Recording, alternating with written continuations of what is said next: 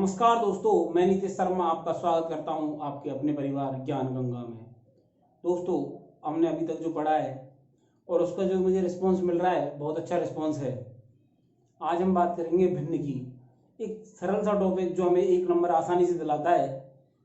जब हम exam hall में हम जब बैठे होते हैं तो हमें ऐसा लगता है कि हमने क्वेश्चन बहुत सही किया है और हमारा 1 नंबर पक्का है, कितना आसान क्वेश्चन आ गया। लेकिन उसी के जब हम बाहर निकल के आते हैं तो हमें पता चलता है कि हमने जो 1 नंबर जो बहुत आसानी से जो हर कोई बच्चा कर सकता था, लेकिन हमारी थोड़ी सी मिस्टेक की वजह सिली मिस्टेक की वजह से हम उसे गलत कर देते हैं, क्योंकि हम उस पर ध्यान नहीं देते और जो हमारा कंसेप्ट हमने छोड़ रखा है उसकी वजह से हमारा क्वेश्चन गलत हो जाता है। तो आज जानेंगे हम भिन्न के बारे में, क्योंकि ये ऐसा क्वेश्चन है कि भिन्नों में छोटी बड़ी भिन्न पूछना, कौन सी बड़ी भिन्न है कौन सी छोटी भिन्न है, ये आमतौर पर पूछा जाता है। बात करें भिन्न की, तो देखो भिन्न होती है 2 प्रकार की। एक होती है उचित और एक होती है अनुचित। एक होती है उचित और एक अनुचित। तो उचित भिन्न क्या है? बात करें उचित और अनुचित की, तो उचित क्या है और अनुचित क्या है? एक छोटी सी परिभाषा जो बचपन में सीखी थी आपने, यदि छोटा बैठे किस पर? बड़े पर, नीचे बड़ा हो ऊपर छोटा हो, तो ये बात उचित है। जैसे मैं और मेरा कोई छोटा भाई है, वो मेरे कंधे पर बैठे, मेरे ऊपर बैठे, वो उचित चीज है। लेकिन इसी के पलट जब क्या हो, छोटे पर बैठ जाए बड़ा, क्या हो, छोटे पर बैठ जाए बड़ा, तो वो क्या होती है? अनुचित बात होगी ना। किसी छोटे पर बड़ा बैठेगा तो अनुचित बात है। तो ये हो गई अनुचित भिन्न।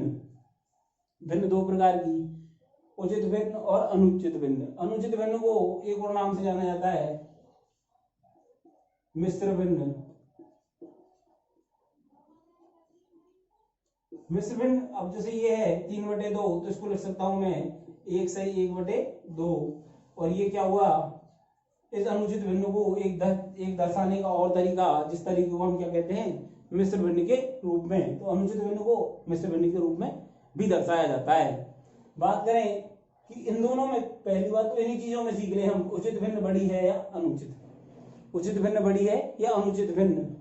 तो देखो हमेशा क्या बड़ी होगी? अनुचित भिन्न बड़ी होगी किससे? उचित भिन्न से। अनुचित भिन्न हमेशा बड़ी होगी उचित भिन्न से, क्योंकि ये इसको मिश्र भिन्न में क्या लिख रहे हैं? 1/2 पूरा है ही, 1/2 और एक्स्ट्रा है। तो हमेशा क्या होगा? अनुचित भिन्न हमेशा बड़ी होगी किससे? उचित भिन्न से, क्योंकि जिसका हर बड़ा वो संख्या छोटी। क्या है? जिसका हर बड़ा वो संख्या छोटी। तो हमेशा क्या है? यहाँ पे छोटा ऊपर होगा उचित में और बड़ा नीचे होगा। यहाँ पे बड़ा ऊपर होगा और छोटा नीचे होगा। तो क्या होगा? अनुचित भिन्न हमेशा बड़ी होगी उचित भिन्न से। कोई भी अनुचित भिन्न हमेशा बड़ी होगी किसी भी उचित भिन्न से। बात करें अब इस ग्रेटर देन के निशान की, इसका मुख इधर की तरफ खुलता है। हम जानते हैं बड़ा जिसकी तरफ मुंह खोलेगा वो हमेशा क्या होगा? बड़ा। बड़ों की तरफ हम मुंह खोलते हैं। दोस्तों, भिन्न उचित और अनुचित। उचित भिन्न को किस प्रकार से दर्शाते हैं? छोटे के ऊपर बड़ा, मतलब छोटा बड़े के ऊपर, छोटा बड़े के ऊपर। और अनुचित क्या है? बड़ा छोटे के ऊपर। और अनुचित भिन्न को ही मिश्र भिन्न के रूप में दर्शाया जाता है। बात करें कि हम हमारे टॉपिक की ओर चलेंगे, तो क्या है, बस हमें समझना था कि भिन्न क्या होती है, किस प्रकार की भिन्न है।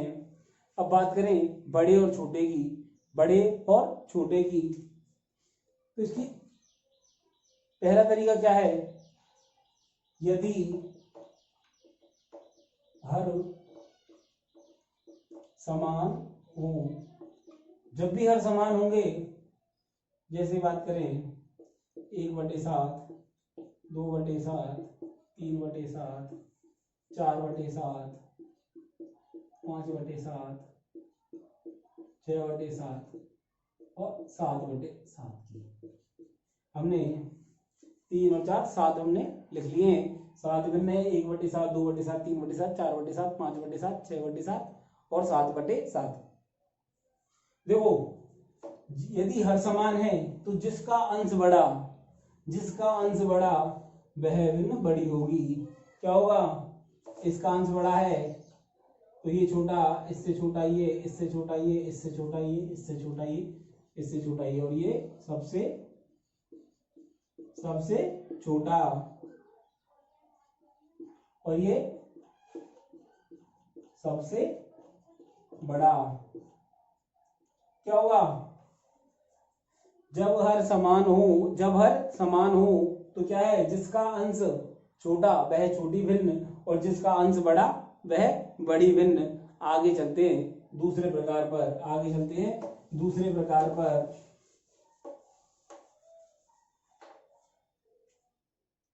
दूसरा, यदि अंश समान हो। क्या है दूसरा, यदि अंश समान हो। अभी तक क्या था, हर समान था। अब देखते हैं 5/2, 5/3, 5/4, 5/7, 5/9, 5/11।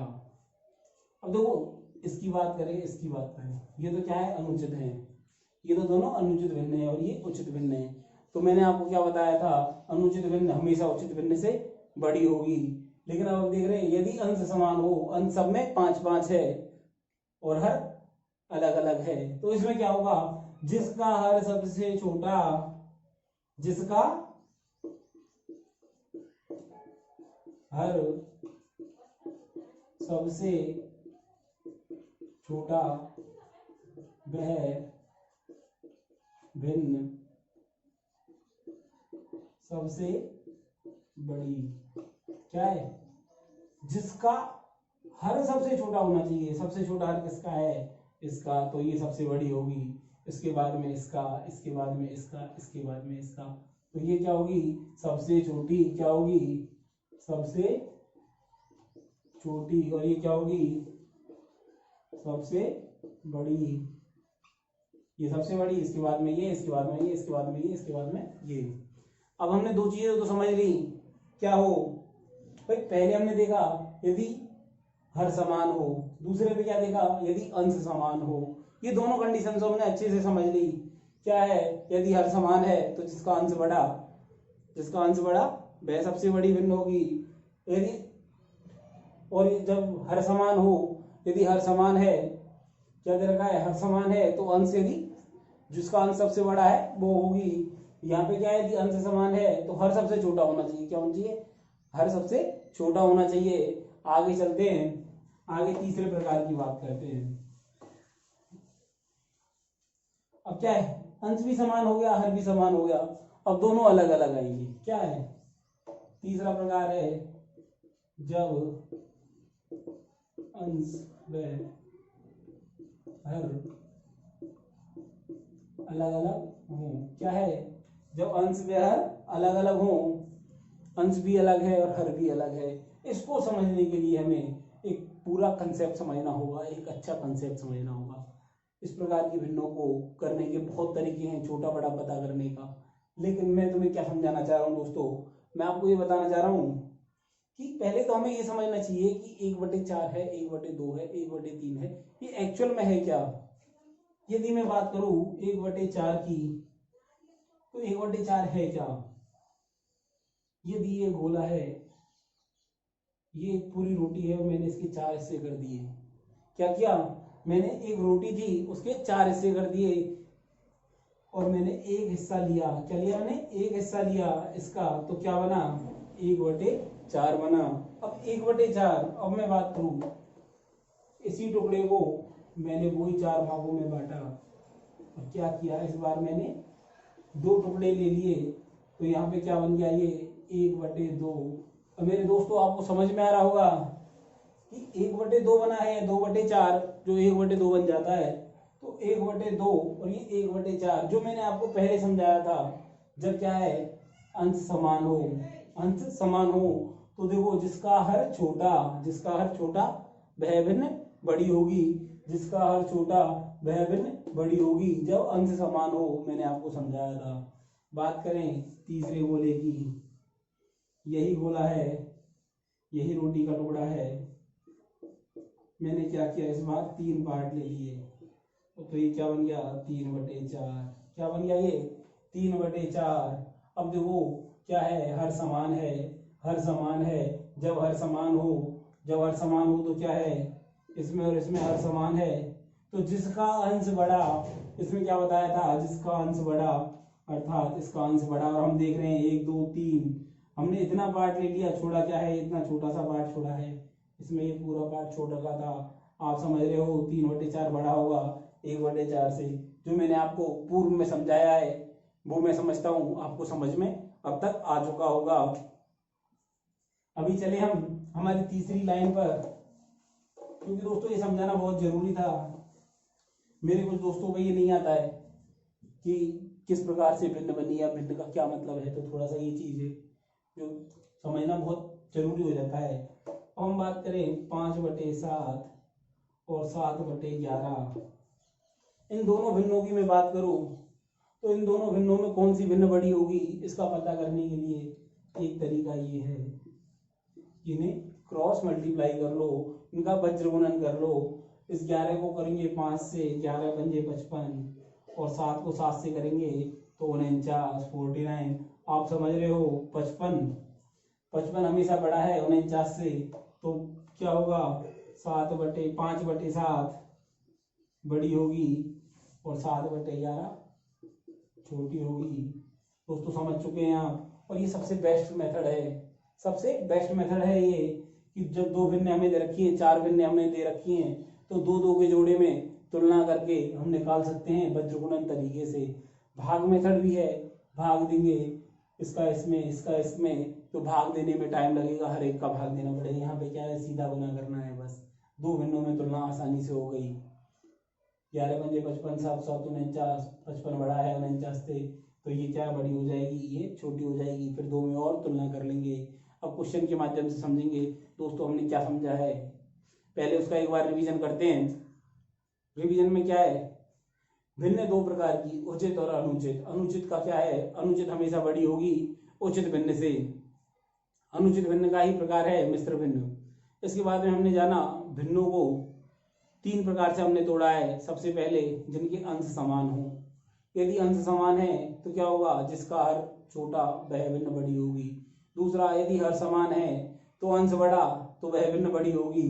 तीसरा प्रकार, जब अंश और हर अलग अलग हैं तो क्या करना है, हमें 2 भिन्नों की तुलना करनी है और उनका वज्र गुणन करना है, और जो गुना बड़ा आएगा, जिस तरफ का गुना बड़ा आएगा वह भिन्न बड़ी होगी छोटी भिन्न से। अभी एक और क्वेश्चन के माध्यम से समझते हैं दोस्तों।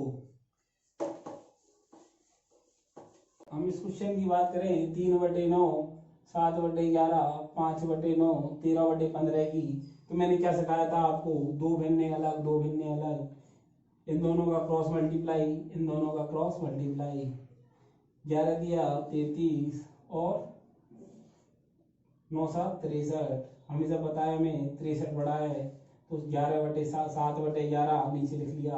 अब करेंगे 15 को करेंगे हम क्या, 5 से गुना, 15 चौक 60, 15 5 75 और 13 90, तो हमें पता चल गया क्या होगा, ये बड़ा होगा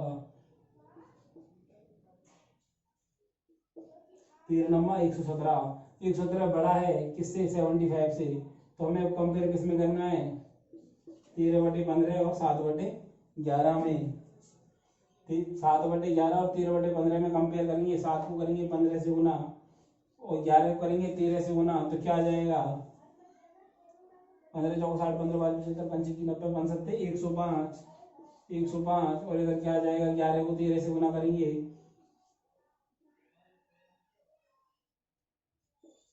तो क्या होगा 143 बड़ा है, तो क्या होगा, बड़ी भिन्न क्या होगी, सबसे बड़ी भिन्न क्या होगी, 13/15 होगी, और यही हमारा उत्तर होगा। 13/15 होगी बड़ी भिन्न, और यही हमारा उत्तर है। एक बार फिर से समझते हैं इसको।